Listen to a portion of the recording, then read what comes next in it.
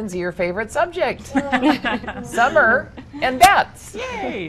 Some people think they're scary. Lindsay hates them. You might think they're cute. Either way, there's a chance we'll see more of them here in Utah in the summer. That is right. And we have Kim Hersey with the Utah Division of Wildlife Resources here to tell us how to stay safe if you do see one. Thank you so much for being here. They're not this big, are they?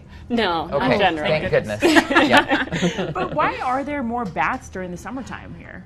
You know, all of our bats are insect eaters, so they're active when insects are out and about. So insects are most common in the summer, and our bats go into hibernation or migrate away in the winter when there aren't insects.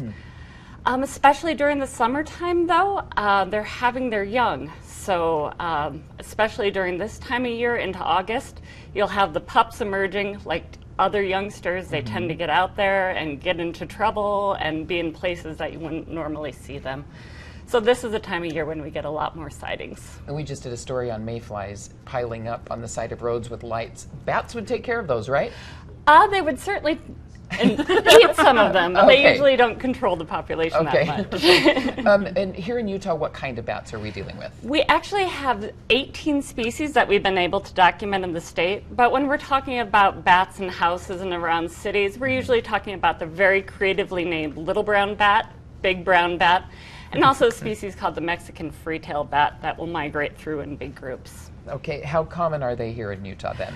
You know, with all those different species. With all those different species, essentially wherever they can find food. So wherever you have insects and water, you're going to find, and some place for them to roost, you're going to find bats. Okay. So pretty much everywhere except the salt flats. Got it. And you know, what do you do if you see a bat in the wild? What should you do?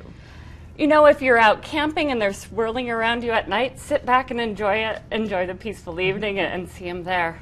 But, you know, if you would see them in and around, one on the ground, first rule with all wildlife is don't touch it. Right. You know, bats can carry rabies, which is a very, very serious and mainly fatal disease. So don't touch them. If you would get bit or scratched by a bite, contact a health professional and they'll tell you what to do to prevent it.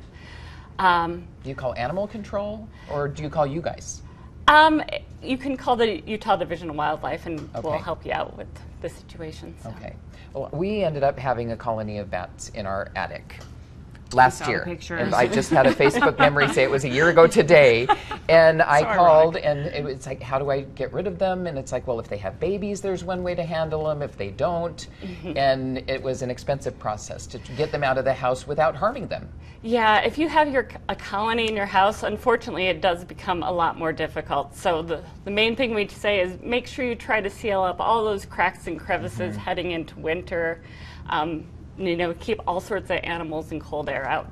But if you do have a colony in your house, you can contact us and also, you know, various animal control businesses, and they'll help you through it.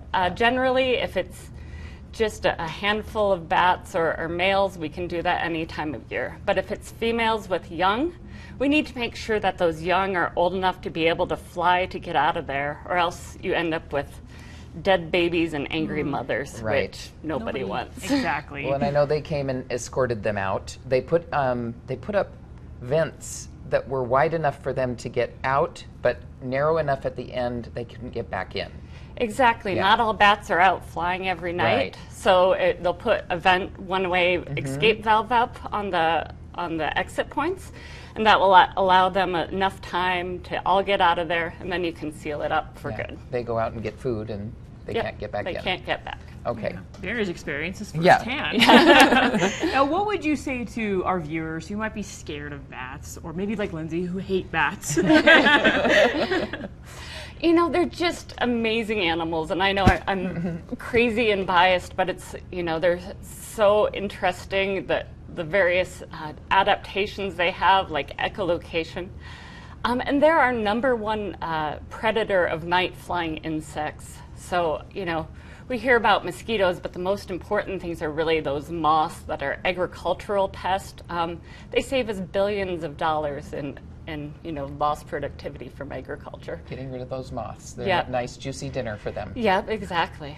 Okay, and we have them in Utah whether we see them or not. They're around, aren't they? They are.